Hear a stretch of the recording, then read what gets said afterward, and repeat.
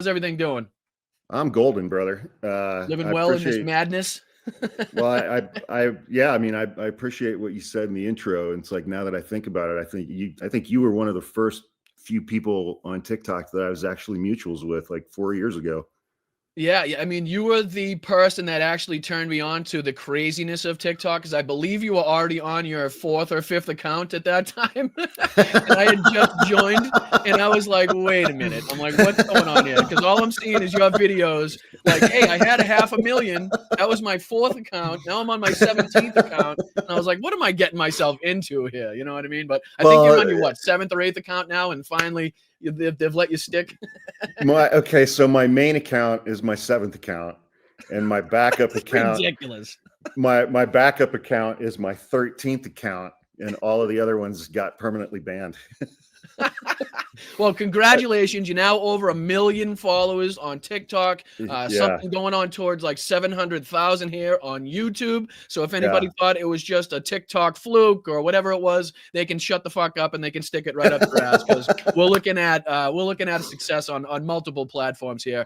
People really enjoy your content, whether it's you playing with your hair or your really awkward long pauses. People really seem to enjoy what you have to say. And I'm happy and I'm proud to have said, to be able to say that you were, one of the first people, one of the first, content creators that I started watching, following, engaging with, kind of in this space when I first started getting into politics. So I appreciate you being so welcoming, and I appreciate you joining me here today. Lots to talk about. I mean, no shortage of topics Yeah. to discuss in what's going on. But first off, why don't you give everybody that's listening, maybe that hasn't, been on TikTok or up to speed with what Hawk has been up to lately, just kind of give them a little background and tell them where they can find you and stuff.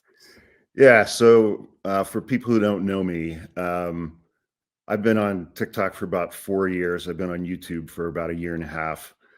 I go by Hawk. I was a trial attorney for 27 years. Just retired from that a couple of weeks ago.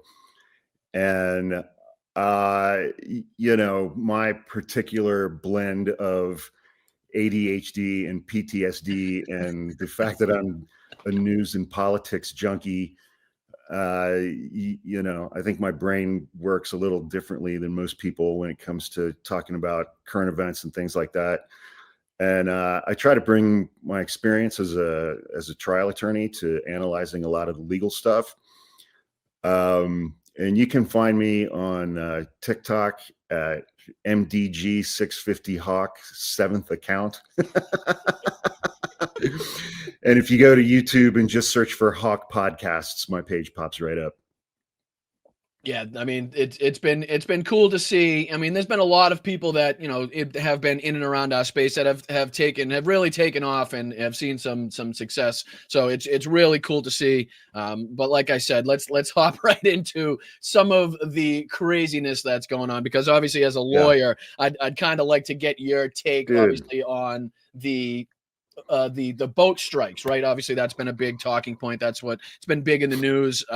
Pretty in your face when they're posting the videos themselves, Yeah, not giving you any evidence to kind of corroborate or confirm. Even if they did come out with that evidence, it really wouldn't give them the legal ramifications, the legal justification to even commit that first strike. Never mind the second strike. So, what have you been kind of, what have you been seeing and watching this? And do you think people are going to be held accountable? Was it obvious to you that they were throwing the admiral under the bus? Like, what was your kind of take on this whole thing?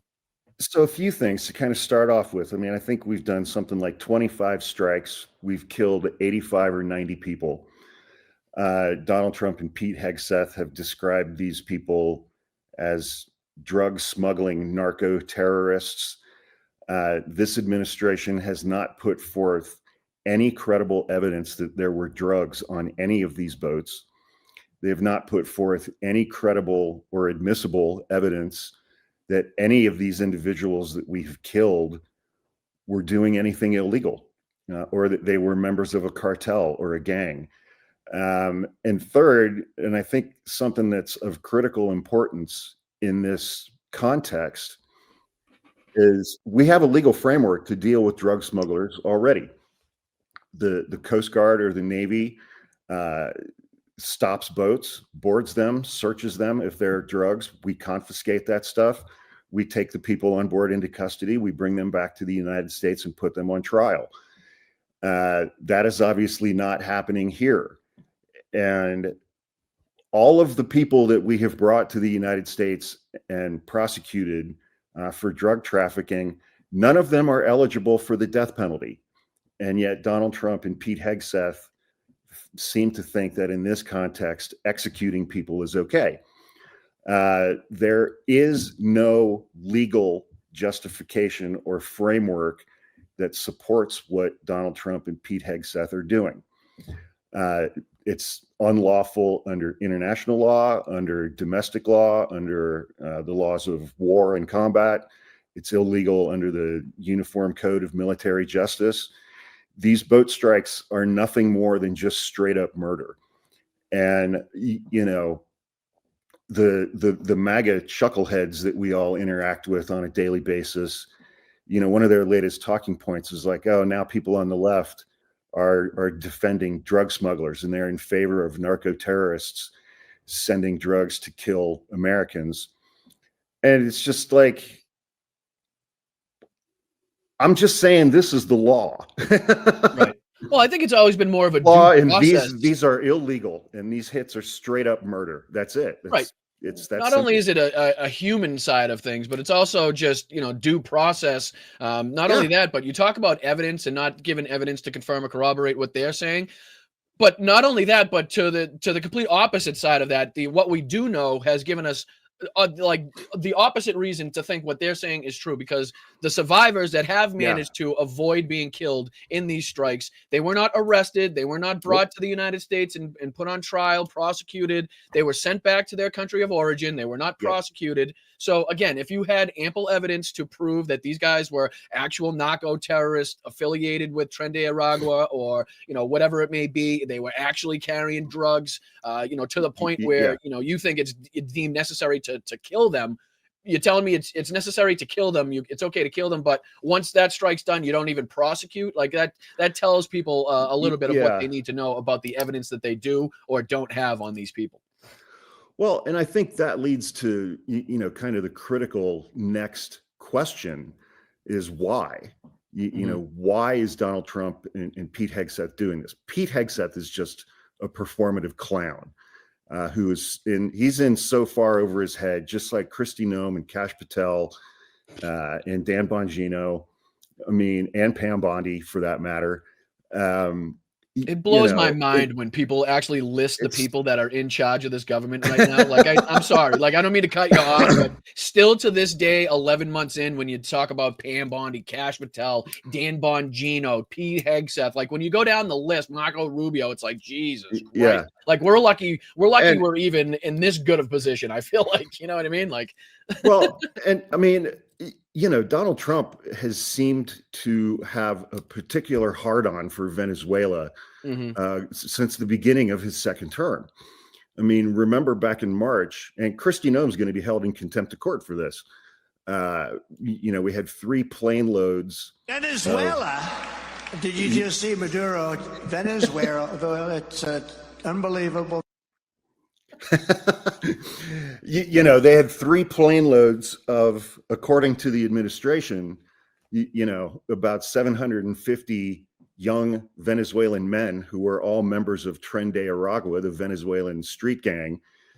And Kristi Noem directly disobeyed a court order in sending one of those planes to El Salvador, where those young men were put into CICOT prison, including Kilmar Abrego Garcia, and the other young man who was a hairdresser. I think his name was Andre Jose Romero Hernandez, and 85% of those men turned out to have no criminal record whatsoever. Nobody on that plane was a member of Tren de Aragua. There were only 6 people out of 260 people on that plane who had actually been convicted of felonies. And those men languished in that prison for 4 months, where they were physically assaulted multiple times a day. They were sexually assaulted. They were beaten. They were tortured. And you said due process. They received no due process. They'd been convicted of no crimes here in the United States, except for like 10 of them. And eventually, after 4 months, we had to bring him back. Mhm. And so it's like, so now Trump and Pete Hegseth are saying these are narco terrorists, drug smugglers. There are drugs on all these boats, and they're just going, trust me, bro. And they did that back in March when they sent this plane to El Salvador. They just said, trust me, bro. And their story all fell apart. And so, you know, and Trump really hates President Maduro of Venezuela, who actually did steal his last presidential election. He lost the election, but he just said, fuck you, I'm staying in power. And so maybe Trump is just envious that Maduro actually pulled that off and Trump couldn't in 2021.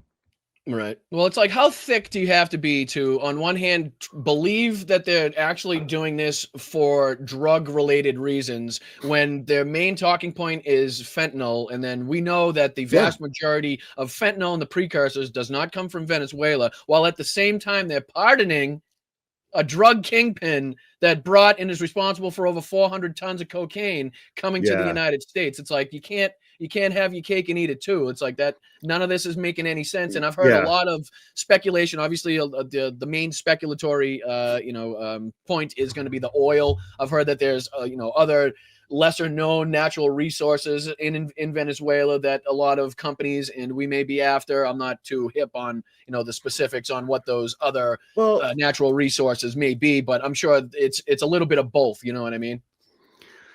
Yeah, it's an interesting thing. I mean, because if Trump wanted to make a deal with Maduro for oil, I'm sure Maduro would do that. I'm sure Trump could get that deal done. I think it's more along the lines of, Trump really does kind of view himself as a dictator and wants to be viewed as being in control of the Western Hemisphere.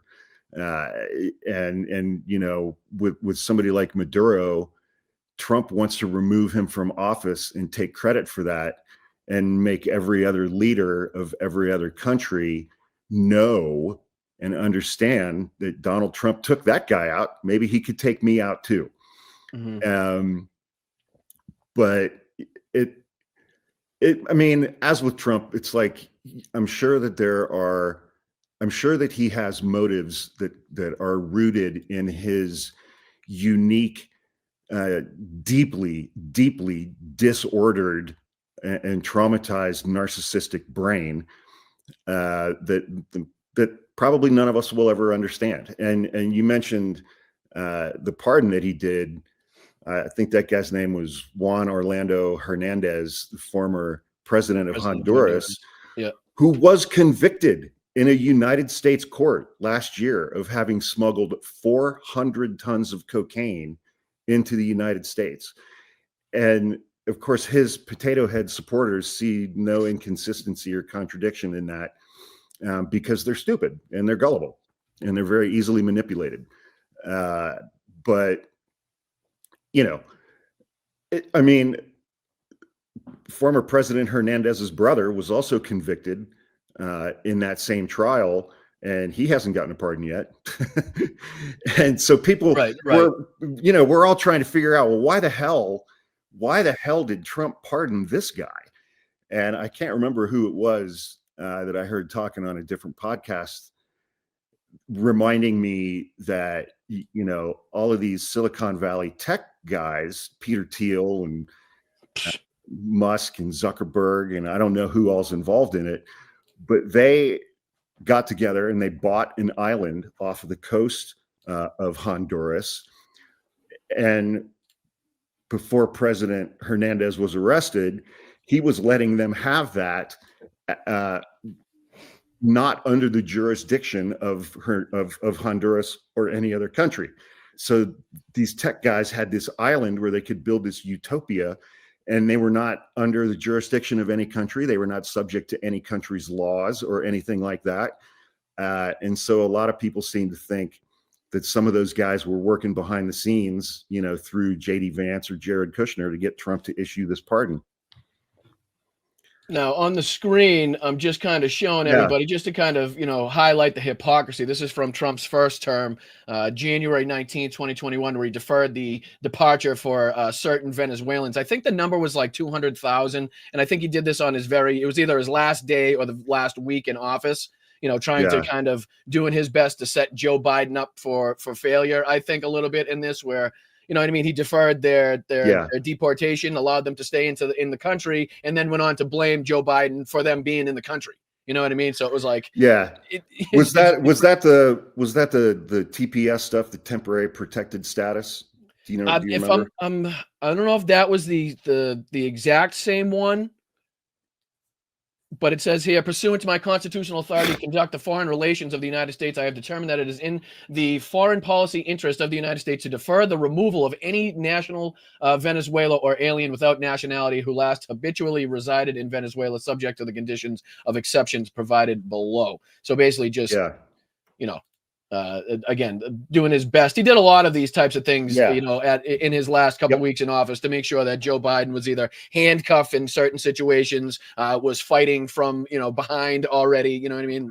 So he had a couple of these little moves that he put in place just before he left to make sure it was a little bit more difficult for the new Democratic administration. Yeah. And so one other thing that he did within the last 2 or 3 weeks that he was in office at the end of his first term, which didn't get a whole ton of coverage, he ordered the military to immediately and completely withdraw from Afghanistan.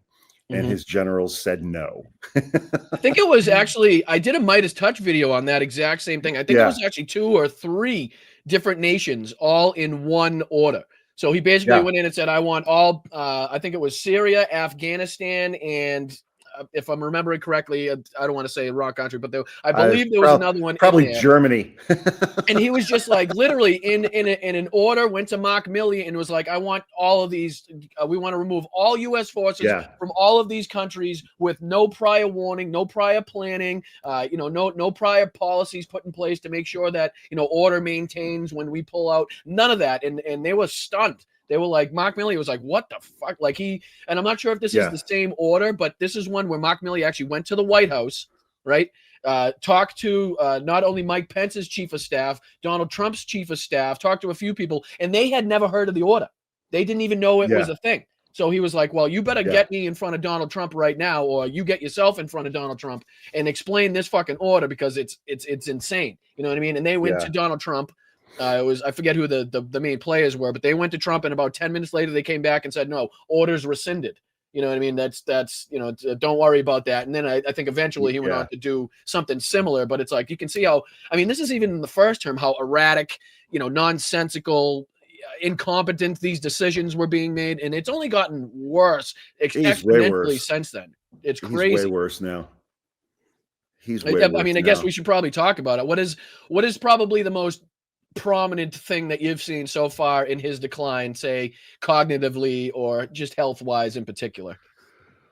Well, the cognitive is tricky to track, but the physical stuff, the cankles, the heart condition, the bruising on his hands. Thank you, PDX Pete 48. And I saw a video of him the other day. He could barely walk. I mean, the guy could barely walk. And the signs of physical decline, and the sleeping in the middle of the day, the signs of physical decline, I think, are quite prominent and consistent over time with regularity. And I mean, the cognitive thing, I don't know if I made a TikTok a couple of days ago where I was like, I think Trump's going downhill because he's not doing rallies anymore. And doing rallies was his favorite thing. That was like his lifeblood, and he's not campaigning anymore. So his team was like, okay, let's put him out on the road. And he held a rally in the Poconos last night, like a northern kind of rural area of Pennsylvania. I've been to bigger frat parties. Well, to talk about the economy, and I watched the first 45 minutes of it, and so much of it was just gibberish. And but he was surrounded by his people. The people in the crowd were hardcore Trumpers. So, it appeared to be an all white crowd. It appeared to be, fully stocked with the usual cache of dipshit Gomers who just scream. God bless the United States. The kidney has a very special place in the heart. It's an incredible thing. Nothing bad can happen. It can only good happen. I mean, he barely stuck to the teleprompter last night. I mean, he'd say like 2 lines from the teleprompter, and then he was just going off on these tangents about shit. And, one thing that I think is happening more and more and more when he's doing that is just his absolute racism and bigotry come out.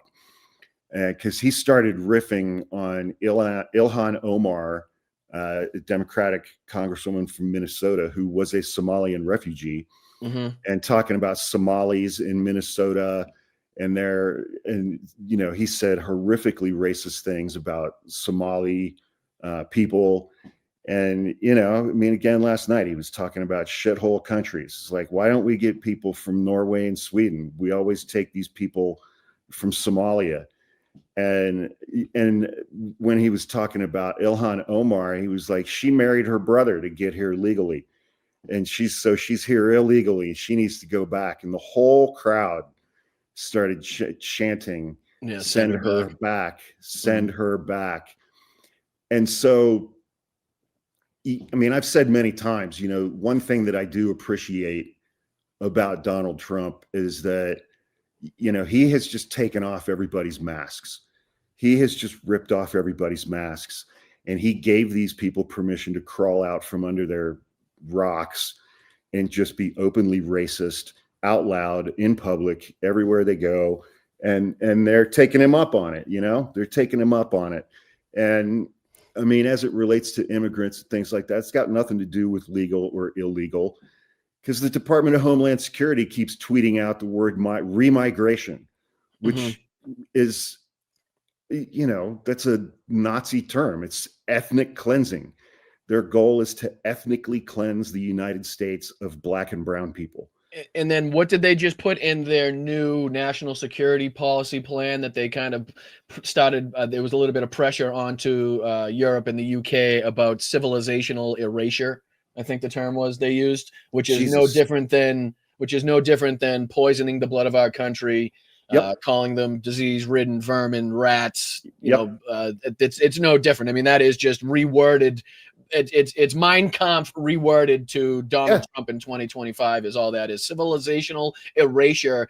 And again, this is what he's saying about Europe in the UK, telling them, basically putting pressure on them to say, you better end immigration or else, you'll start having some problems with your relationship with the United States, or we'll stop doing trade deals. I'm sure that'll be the next thing to come. But I do think we're kind of seeing this, like the ultimate conclusion to MAGA happen the way that history told us it was going to happen. Donald Trump was going to get more dangerous. He was going to get less controllable. He was going to, his outbursts were going to become more frequent, which I think we've seen. He's becoming less able to control himself with the Miss Piggy, going after female reporters. I mean, that's just a small fraction of it, but to see all of these come to play. But not only that, but as the MAGA base fractures, the people that are still left are going to be the most fanatic. They're going to be the most sycophantic people, the people that are still willing today to chant, send her back.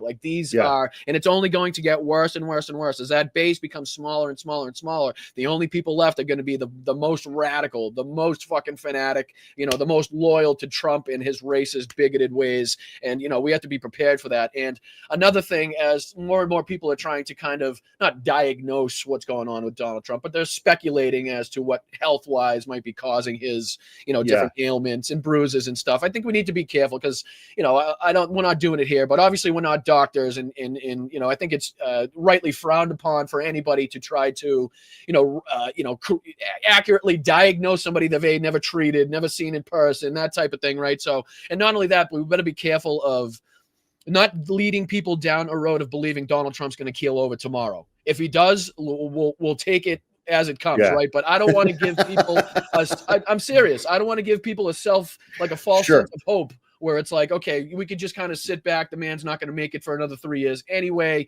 Like, it's, fucking life is going to take its course and we can just kind of sit back. I think that's the wrong Yeah. move. I think we need to continuously hammer on, utilize his health decline to our benefit. Fuck him, right? But also be sure to play it almost as if we're behind in the game, right? Like we're still not winning this game. Let's play it and preface it like he's going to make it. Like we know he's going to make it to the end. And if something else changes that, then we can play it as it comes. You know what I mean? Yeah. And it's like you compare and contrast how the people around Joe Biden handled him during the last 18 months that he was in office, and they intentionally hid him from the public for several hours each day on purpose because they were all very much aware of his physical decline.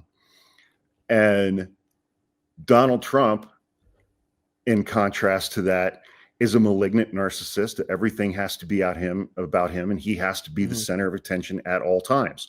So even if his staff tried to keep him out of the public eye, he won't let them do that.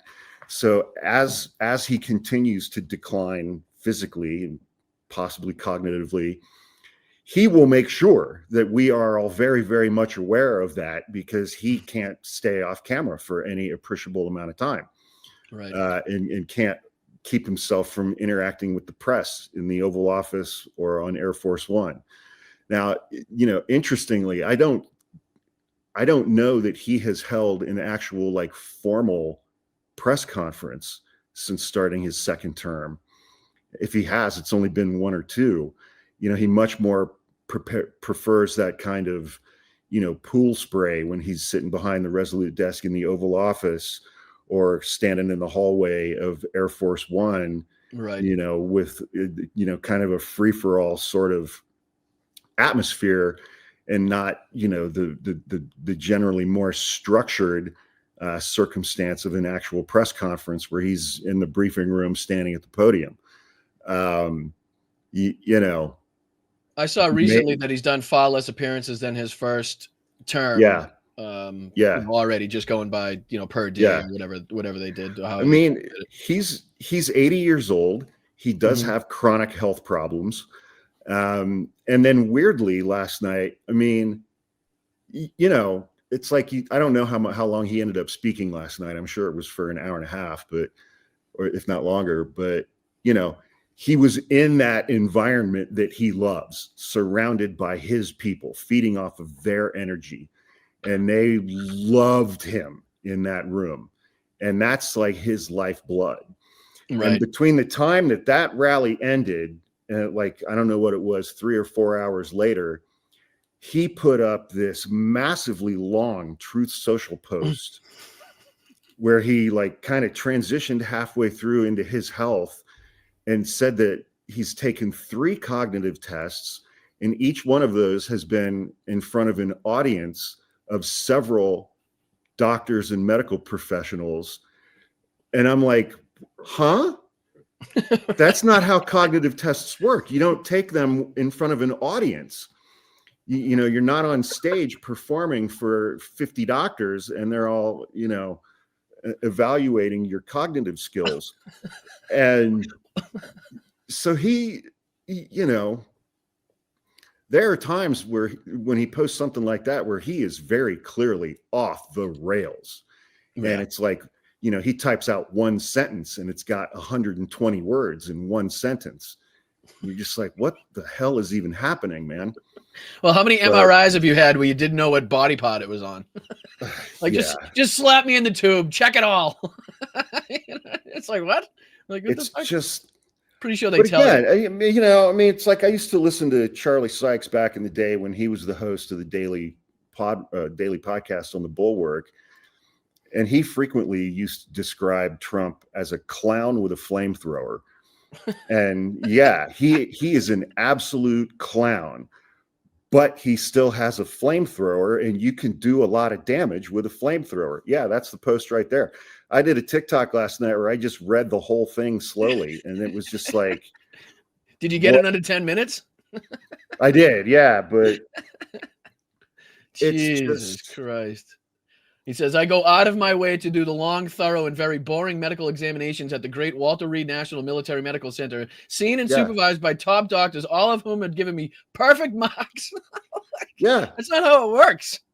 No. You don't get perfect marks. This isn't fucking No. military training academy. You know? And so, I mean, it's like I take your point about not diagnosing him, and it's like, yeah, I'm not a doctor, Right, And right. one thing that I also say on my page frequently is I am also not a journalist and I am not a reporter. Same. But it's like, I mean, especially when you're talking about people who are our age in their 40s and 50s who are starting to deal with parents and family members who are experiencing these kinds of declines that come with old age. And it's like we're starting to see in him some of the same things that we're seeing in our own family members. And we know what their diagnoses are. Mm-hmm. But he won't be able to hide his physical decline as it continues because of his insatiable demand for attention. I think it's also we'll see it pushing all. his lack of care for who says what, who's calling him out. Like I think he's being a lot more brazen with his corruption. Yeah. Knowing that he's only Oh got my God, a limited dude. amount of time left. It's pushing him to do all, whether it's crypto, NFTs, Dude, John Jr. we talked about earlier, where he had almost $1 billion in government, Pentagon contracts go to companies that either he was on the board of or, directly part of the financial funding to. I mean, it's getting pretty ridiculous at this point. I'm not even sure with all the warning that, we were telling people and kind of what we thought was going to happen if he were to get into second term, that we saw it getting this bad, this quickly into his second administration. You know what I mean? Or it just, I mean, the corruption that you mentioned and the self-enrichment and the self-dealing, the pace of the looting at this point, it just feels like a sprint. Like the looting has become a sprint because it's like they know that the time is limited and they're just going to grab everything they fucking can on their way out the door. And I mean, it was almost quaint during his first term when, like, by the end of the term, I read somebody that said, it's projected that he made $100 million off of his Washington, D.C. hotel over that 4-year term.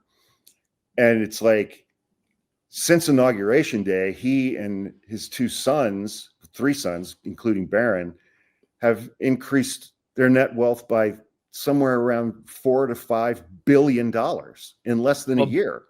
Didn't Barron just put 30 million into crypto and took out $120 million not that long after? Yeah, I saw a thing that Barron Trump, since the beginning of the year, has increased his net worth by $150 million. He's 19. And I think that's 19 years old. Could be wrong, but I think that deal, like, it was one of those rug pulls in the crypto. He put in a ton of money, ended up fucking rug pulling everybody, left with $130 million, and he's all set now. It's fucking... And compare that to during the second half of Joe Biden's term, after Republicans took the House, James Comer, head of the Oversight Committee, and jockstrap Jim Jordan, head of the Judiciary Committee, they held hearings almost every single day about Hunter Biden, who allegedly made like $5 million. And these guys are making that much before lunch every day. And it's like Republicans just don't give a shit. They don't care. He's a businessman.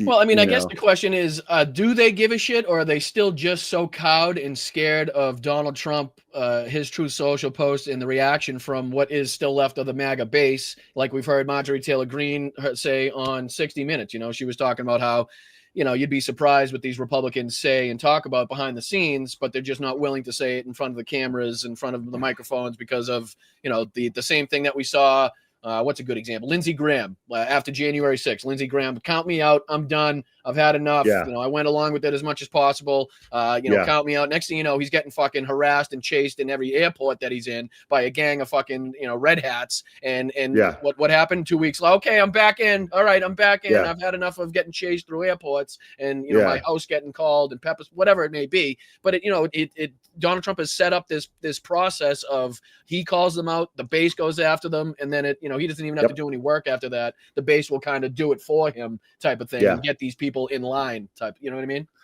So well, when are they going to step up? to answer your question, it's like, are they scared or are they just true believers? It's both, and it's categories. Elected Republicans are absolutely terrified of Donald Trump's base. Donald Trump's base, the true believers, the reason why elected Republicans are terrified of them is because they're crazy and they're violent.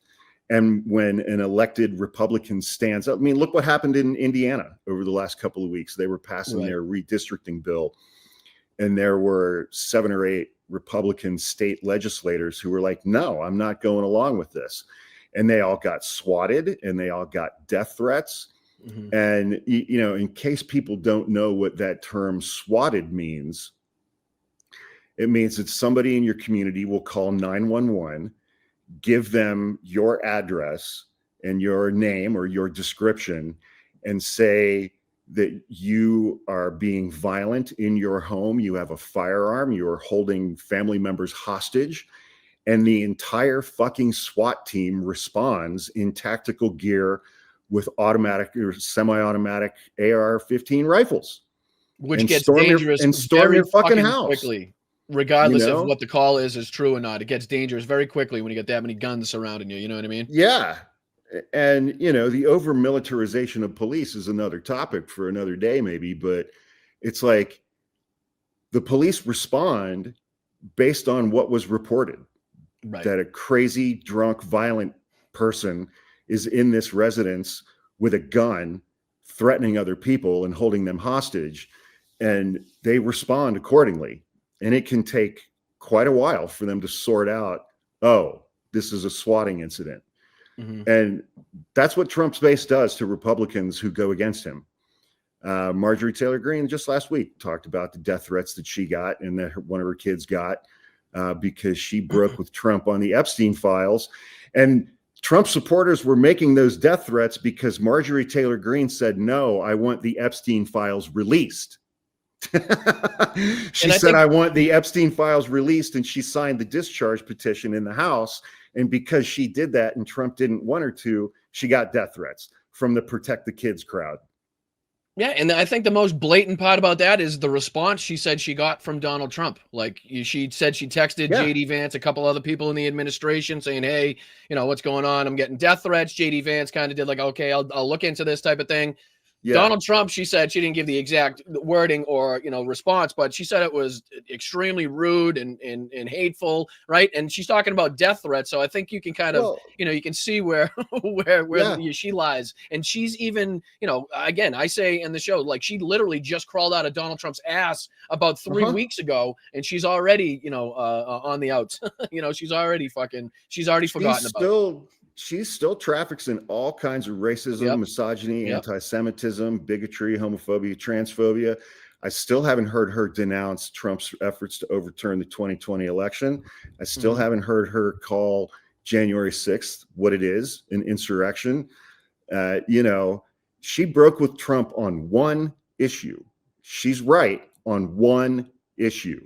She is still Marjorie Taylor Greene. A garbage human being who's fucking racist as all get out, man. Yeah, I think that's the same point that we've been making here. It's like, the kind of the same thing, which we can utilize her position and kind of, highlight the fact that even somebody of her caliber, of her fucking, just somebody that decrepit could be, right on this issue when nobody else in the administration seems to be, while also reminding people of, the crazy shit she said, talking about Muslims and hijabs. I even, one of my first TikTok videos was about the videos that Marjorie Taylor Greene were doing before she even got into Congress, talking about how you can't put your hand on the Quran and you have to put your hand on the Bible and you shouldn't be able to wear a hijab. Right. And yes, we do have, we do have freedom of religion, but no Muslims should be allowed into Congress. Think of all the things that Marjorie Taylor Greene has said about Ilhan Omar or Ayanna Pressley or the other members of the Squad or AOC. I mean, Marjorie Taylor Greene loves to attack other women and other women of color in the House and the Senate. That hasn't changed. That hasn't changed at all. You know, she gave a half-hearted kind of apology on 60 Minutes, but then launched right back into attacking Leslie Stahl, who continued to ask questions that Marjorie Taylor Greene didn't like. And, you know, so it's like she's right on one issue. I appreciate that she's right on this issue. I'm grateful to her that she signed the discharge petition because, you know what, man, I think that Jeffrey Epstein, Ghislaine Maxwell, the Epstein files are going to dog Donald Trump until the day he dies. Are we going to see them the 19th? What happens with that? No, we're not going to.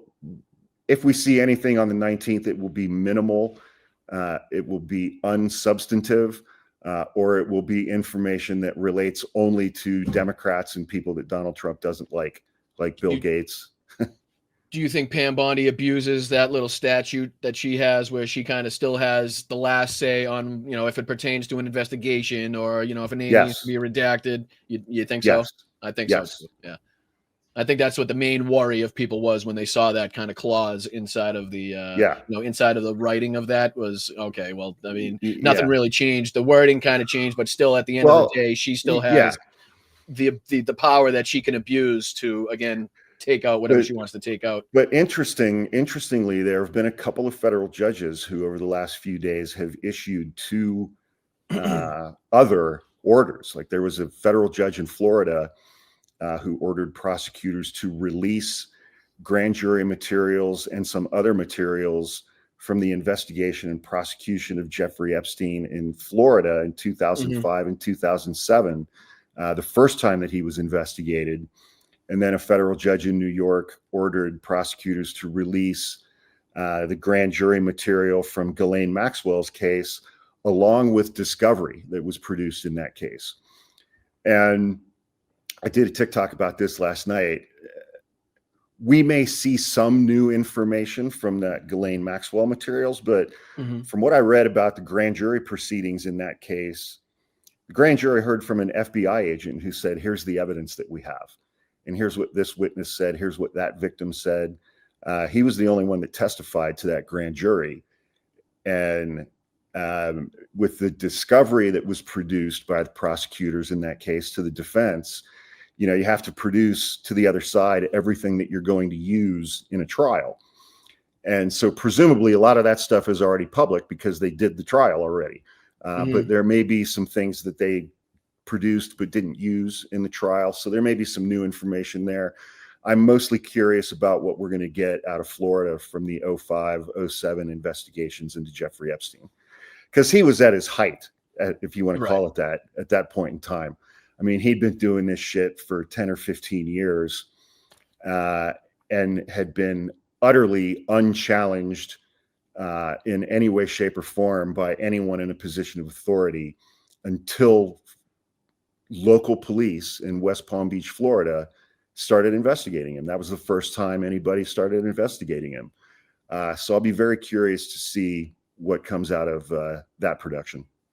Yeah, I think this is very similar hypocrisy you could point out to the, okay, we're going after drugs, but also, you know, pardon in drug kingpins, where it's like, okay, you can't talk about the preferential treatment that Ghislaine Maxwell is receiving above and beyond what the laws in, you know, the regulations of the prison says that she's, in accordance to what type of establishment she's supposed to be housed at per her convictions, right? Not only that, but the after hours benefit she's had. There's been reports of puppies and even to the extent where the guards on duty at this place have been pissed off at the way that they've been forced just to kind of coddle her and treat her better, with better treatment than other inmates. You know what I mean? So you can't also say that the Trump administration is allowing this to happen while also trying to say that they're serious about releasing, everything that's in the Epstein files. Again, you can't have your cake and eat it too. It just, you can't have it both ways. It does not make sense to anybody unless, again, you have a red hat on. The whole scenario recently with Ghislaine Maxwell is so remarkable for so many reasons. I mean, first of all, she was being held in Florida in a federal prison that had much, much, much higher security levels. I don't know if it was maximum security, but it was up there. And she was being treated accordingly to the things that she had been convicted of. She is a convicted child sex trafficker. That was one of the charges that she was convicted of. And according to the DOJ's own rules, that makes her ineligible for being housed in the work camp where she's housed now in Texas, which is minimum security.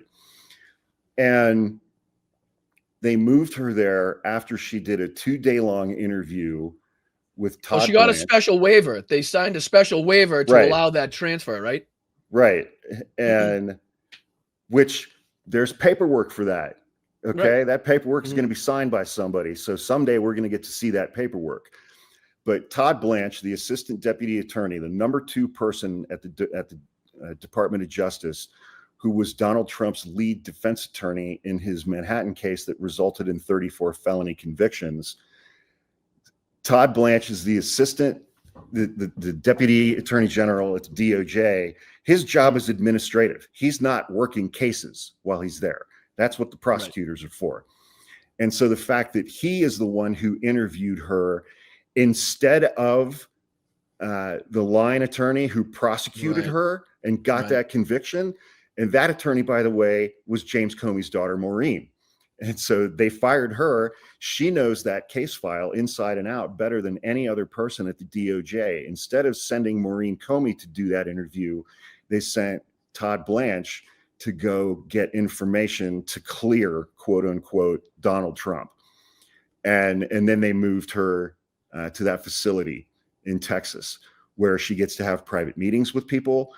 She's got her own cell apart from the other inmates. She gets preferential treatments on meals and whatever. And it's a dramatic, I think Ghislaine Maxwell is the only person in the United States whose life has improved since Donald Trump's election. Yeah. I mean, that's another thing is like, we could talk about affordability. I know we're kind of running out of time. I don't know how much time you have. I'll be on just in case anybody hasn't. I didn't say it at the beginning of the show. Typically, my early show is only an hour, but Jeff wasn't able to be on today as far as this space, so I'll be on for another hour. Of course, just whatever time you have is perfect with me, Hawk. But I just want to let all the other people realize. But it's kind of ridiculous because we talk about affordability, and when Donald Trump is questioned on the economy and he talks about affordability and how well the United States is doing, he's not lying. It's just that he's talking about him, his family, his billionaire CEOs. They're having the fucking time of their lives. I mean, they're in this gold. Yeah. Like when Donald Trump talks about like this Renaissance period, he wasn't wrong. He's just speaking about the billionaire class in this country. He's speaking about his friends, his family, and that's it. Like that's all. So when he talks about A++++++, he'd give the economy. Yeah.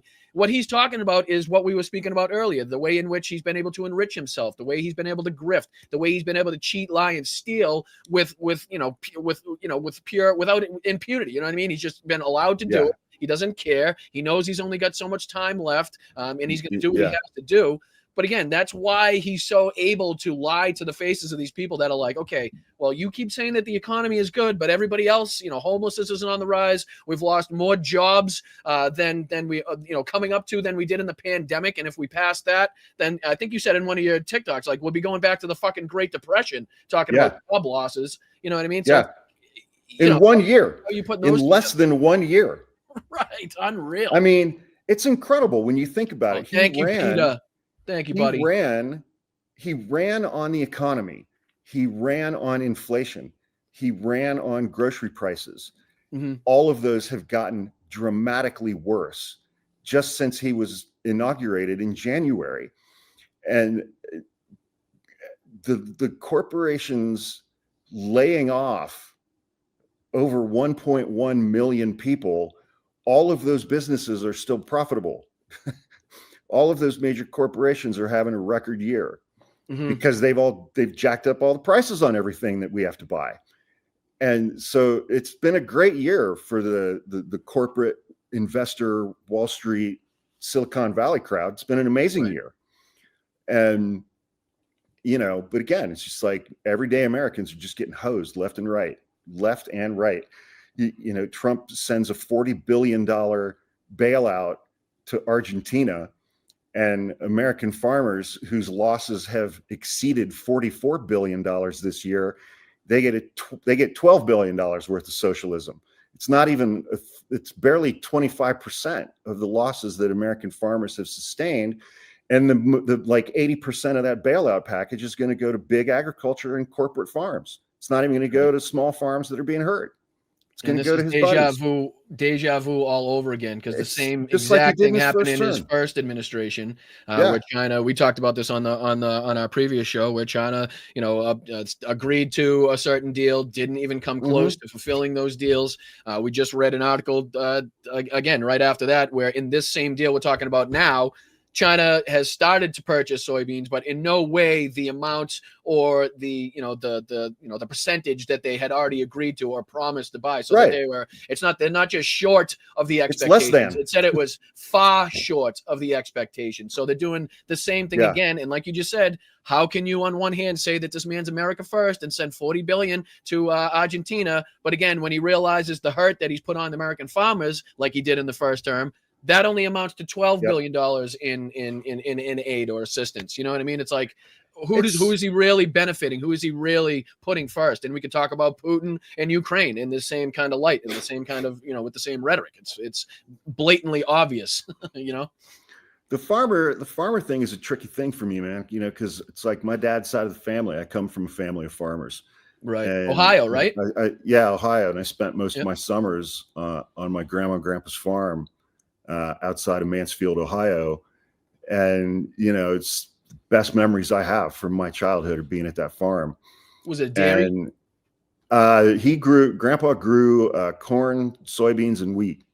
Nice. And the farm right next to my grandpa's was his brother's farm, Salt and then right there was our great grandparents' house, that had been in the family for 120 years or whatever. Right. And, we knew a lot of the farmers in that area, and they were just amazing people. And, so it's like, I think about some of those people, like who I knew when I was a kid. And, but then it's like, they voted for the guy 3 times, man.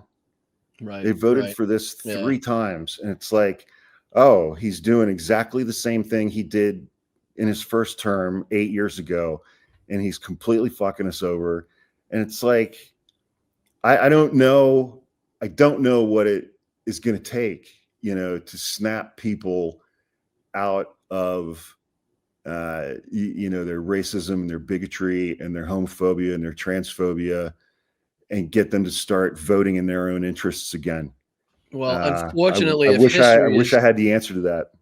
Yeah, I was going to say, unfortunately, if history is to teach us anything, like once the propaganda, once the mind washing and, just the complete removal of reality takes hold, like there's just no bottom of that barrel. There's just like things. Yeah. I mean, World War II, for instance, look what had to happen to Berlin. And even in the last days in Berlin, there was fanatical, citizens, fanatical SS, fanatical military people going around hanging their own, you know what I mean? Because they still had this overwhelming sense of belief in what they were propagandized to believe. You know what I mean? So it's like, we can, as sane people, try to sit here and be like, what's it going to take? But I just don't think, honestly, and as bad as it sucks to say, I don't think we can honestly fathom how bad it could possibly get, or, they are willing to let it get before they could even possibly get to the point where they say, I was wrong, or, you guys were right, or, I voted against my self-interest. It's very few and far between that you have people that come to that realization. You know what I mean? And it may never happen, because there is going to be an entire framework of thank you, smoke and I know things. I smoke and I know things. That's fucking hilarious.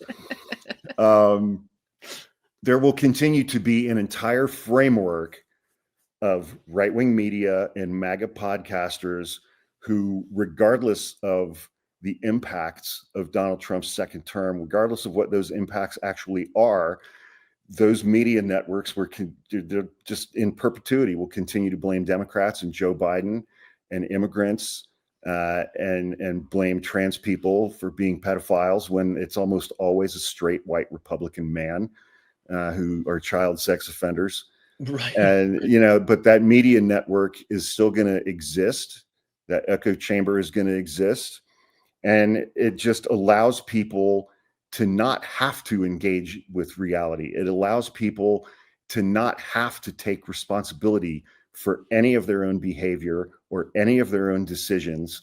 It just allows people to abdicate all responsibility for everything in their lives because they always get to blame the other. And that's not going to change anytime in the short term. Fox News has had the highest ratings of cable news programs for 20 fucking years. And, that's all you need to know. I mean, Donald Trump just knows how to manipulate this electorate. But this time around, as it relates to the economy, is I think the first time that he's going to run into a brick wall on that because his supporters know what they pay for things. They do it every day. And Trump's lies are not going to convince them that prices are actually down. It's just not. Yeah, I think you're 100% right. I think he's absolutely losing grip on what actually kept him in the position that he's been in for so long was his ability to read his base and understand what they like, what they want, what he can get away with. And I think that's something that's been very prominent in this second administration is his lack of ability. He's losing that ability to kind of understand what he can get away with, understand what his base actually wants to see. And whether that's just because he doesn't give a shit anymore, doesn't seem like he needs them either because his terms are up or he sees his health declining, whatever it may be, but I think we're still in a position where kind of like a star or a light bulb, like they're brightest just before they burn out. And I think Fox News, the MAGA base, I think they're going to be the most dangerous just before it burns out. You know what I mean? They're going to get increasingly more brazen, increasingly more dramatic and, frustrated when they, as they see more of this America First factions, separate. They see Marjorie Taylor Greene. They see the feuds between Tucker Carlson, Mark Levin, Nick Fuentes, Shapiro, you know what I mean? And they're fighting, they're fighting against each Candace other, Owens. right? Yeah. I mean, we did a fucking deep dive on them yesterday. I was dying. They're tearing each other to pieces, man. Yeah, and that's leaving the door open for us, which leads me to this, which we'll finish off on here, is the momentum of the Democratic not the establishment, but the Democrats, the momentum that we've seen with the special elections. I think we saw in the mayoral race in Miami you were talking about before we hopped on, the Georgia election that we saw success in. We can go back to election night in early November where the Democrats had huge success and rarely fucking put a point on things. And how do you think that we can continuously build on that momentum going into midterms to make sure that we change these red districts purple districts blue, and keep blue districts even more blue and get these people in the right position?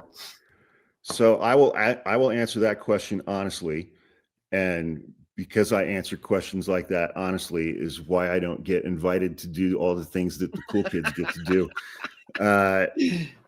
So Democrats are something like 26-0 in elections since Donald Trump's re-inauguration.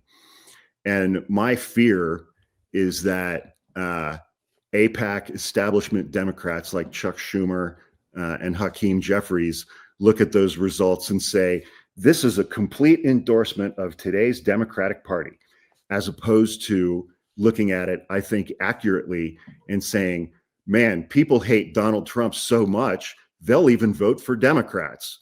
Because if you look at the popularity ratings of the Democratic Party generally today, it's in like the 20s.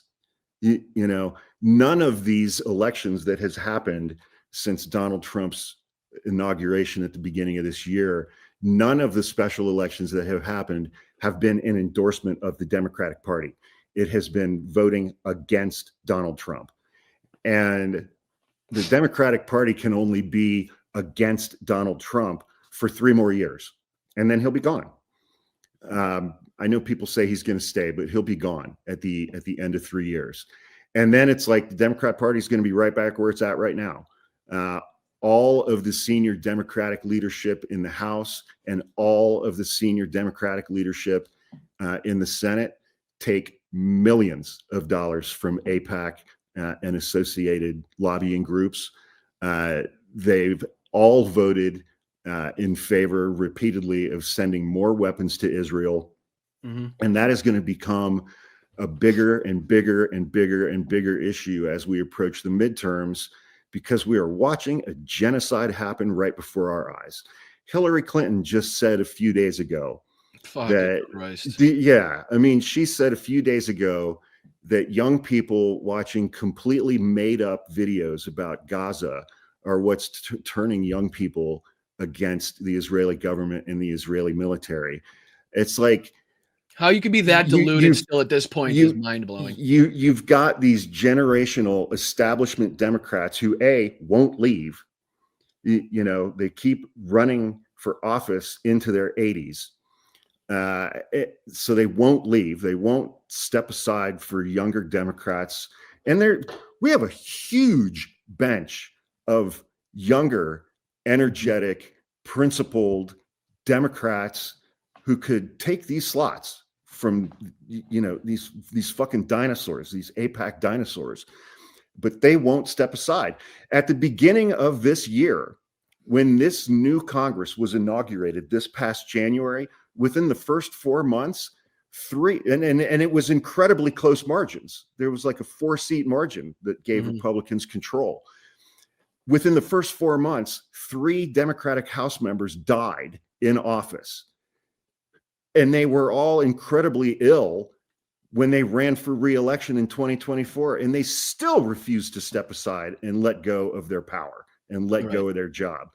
They were so stubborn in refusing to let go of power that they fucking died in office. And then we put in Jerry Conley with the throat cancer. Jerry Conley, yeah. And another one was Adelita Grijalva's dad. And then there was another one in Texas. And because the governor has to set the special elections, Greg Abbott was just like, fuck you. We're not going to have a special election. And they still haven't had a special election to fill that seat. And so it's like,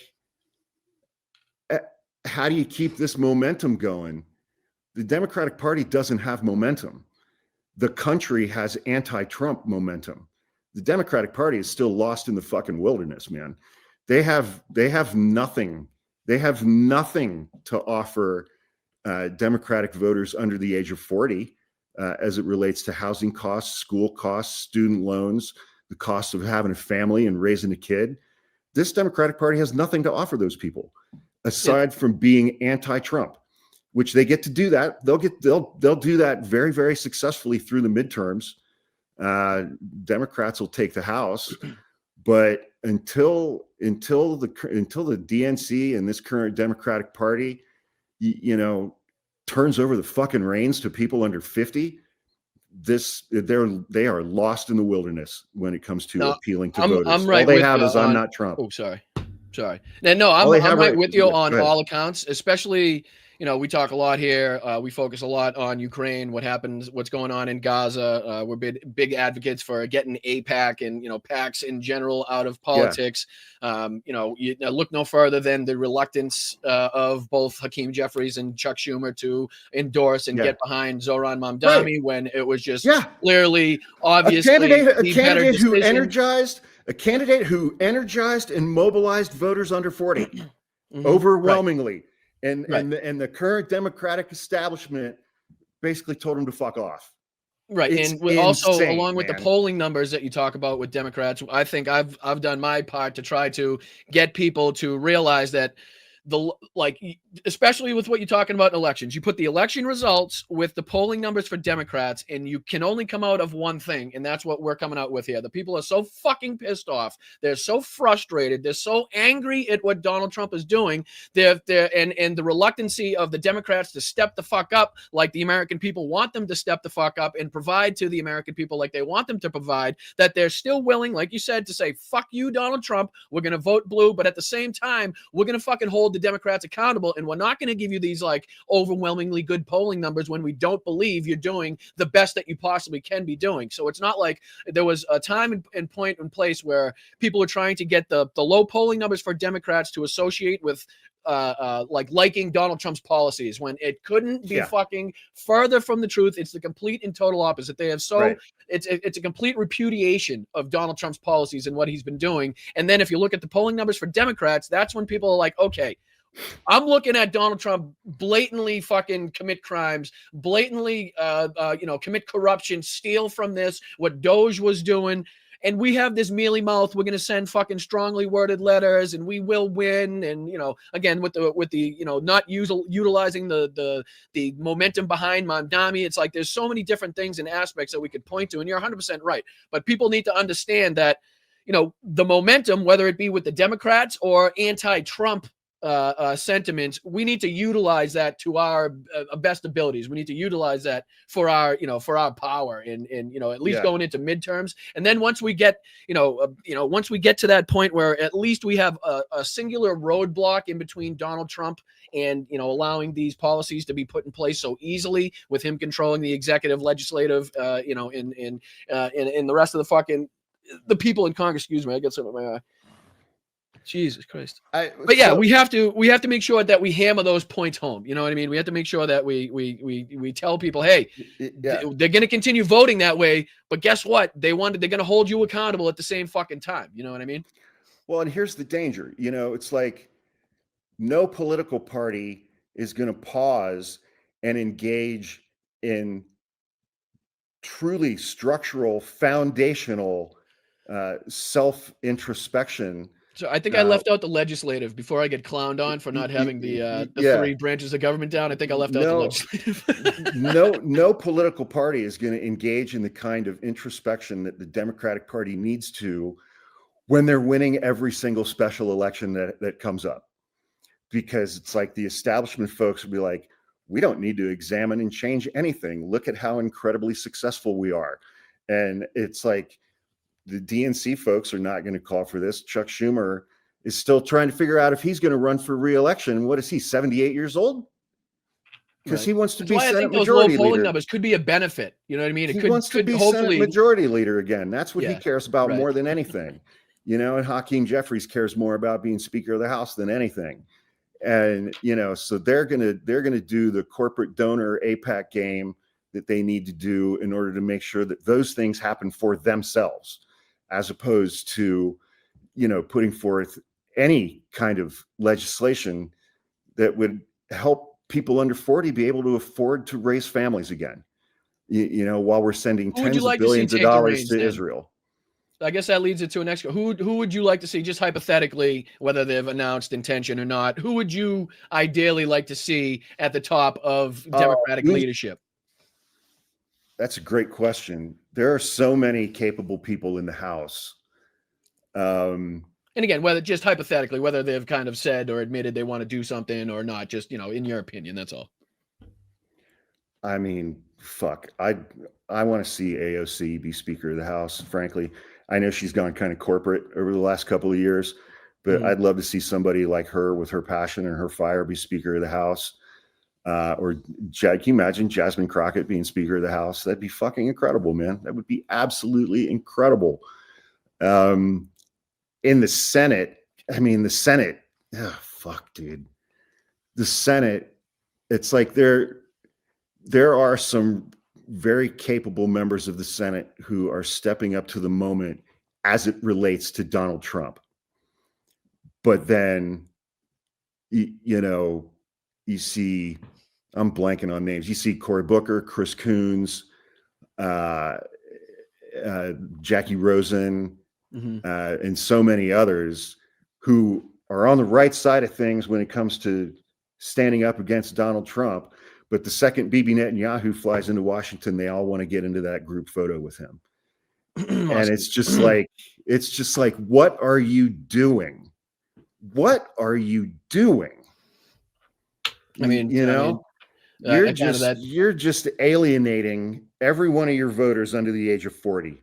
And it's like, who are you going to need to win the next set of elections, man? You're going to need people under 40. It's just like, it just, it's like, until the Democratic Party deals with that and so many other structural issues, I mean, I'll keep saying it. They are lost in the wilderness. I feel like we're kind of caught in that cycle of just waiting for the American public to be so frustrated and upset with the Republican leadership that they inevitably, just out of frustration, vote in, a Democrat. And then we kind of get in there and we promise so much, and then kind of, we fail to deliver. And then we kind of were in the same kind of, fucking hamster wheel, Yeah. Yeah, I don't know. So it's tough. I mean, speaking of John Fetterman,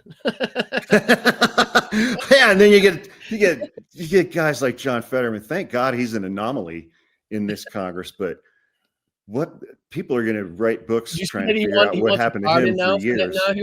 Did you see that one where he's calling for a pardon for Netanyahu now? Yeah. Like, what are we talking about? What are we talking about? And then I guess, I mean, as long as I have you, I don't want to keep you too long or, keep you over time. I got about 5 more minutes. All right. Word. So, again, are you, I don't know. Like I said, I haven't been on TikTok in a long time, but, have you been up to speed and following what's going on with like the Ukraine peace deal bullshit and, Donald Trump's calling up to Putin and stuff like that? Right. It's a business deal. And if Jared Kushner's involvement doesn't tell you that. Steve Witkoff and Jared Kushner went over there to try to maybe find a way to make the war stop and set up all kinds of business deals for themselves and for Trump with Russia. Mm-hmm. Yeah, it's good to see the Europeans kind of fighting back a little bit. Yeah, as much as they can. I mean, they over relied on NATO and the United States for 80 years. To the point that they don't have the defense industry infrastructure that they need to be able to sustain NATO and arm Ukraine without the United States' involvement. Right. They're working on it hard. They're working to build it up, but it's not something that's going to happen overnight, it's unbelievable that we find ourselves in this position. Incredible. Like after, we're siding with the bad guy in every single one of these things. We're siding with the bad guy.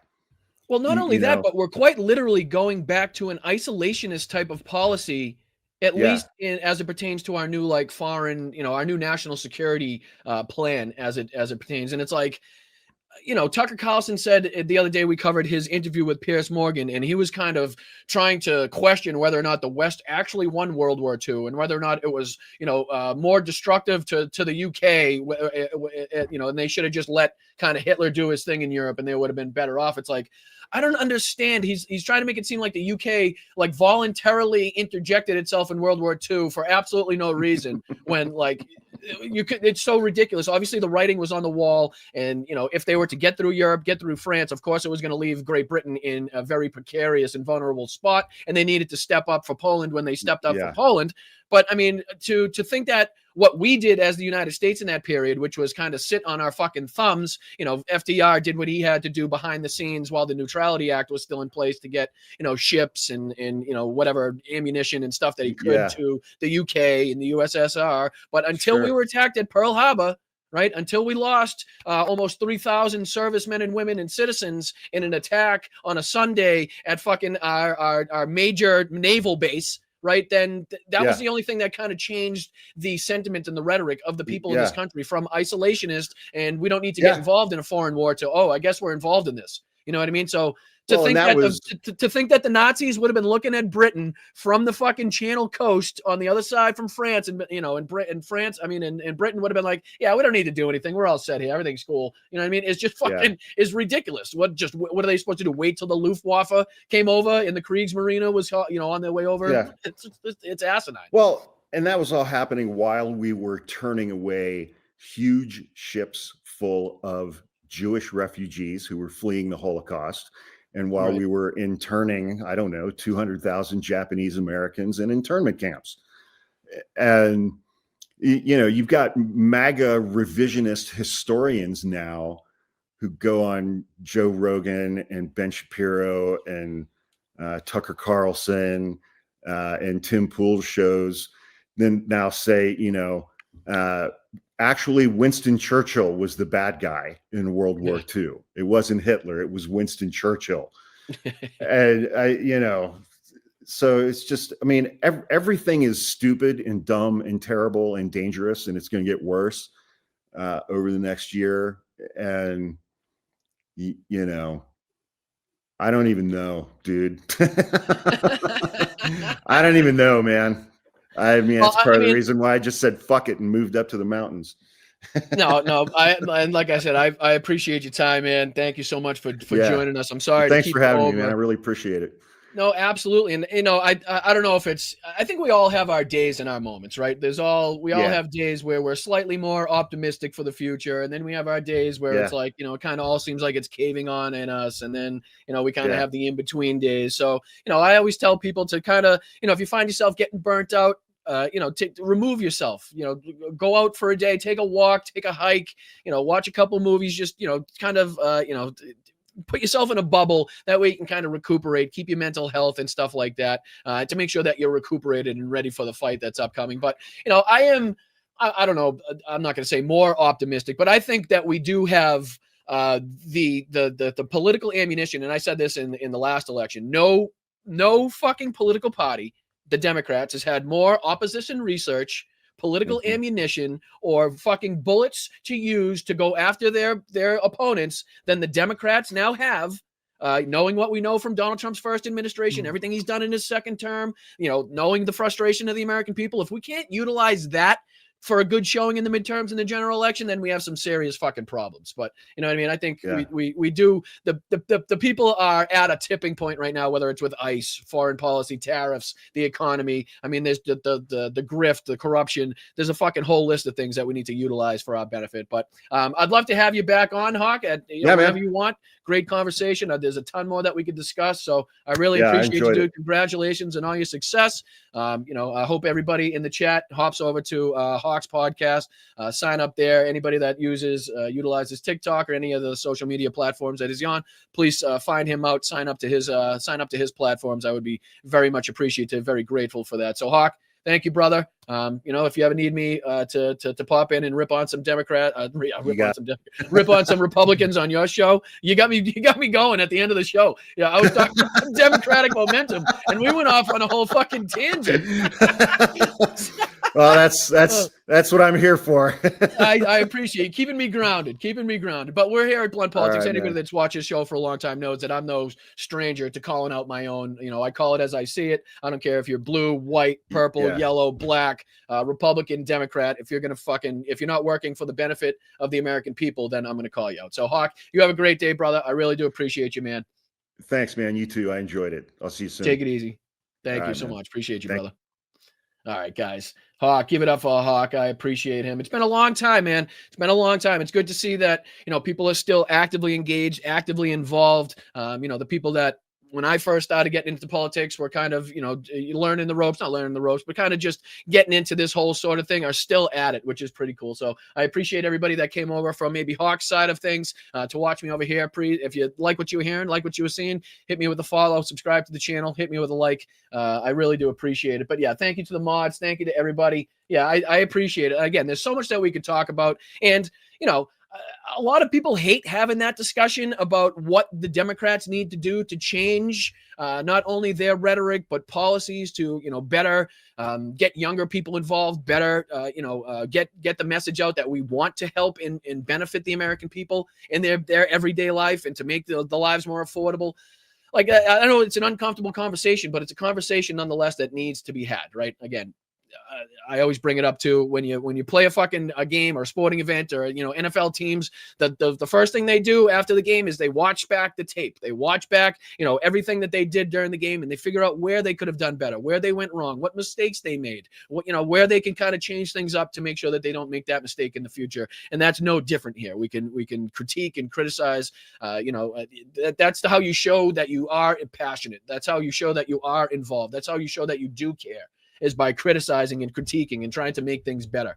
So I appreciate you guys for, sticking in the conversation. I appreciate you joining me here.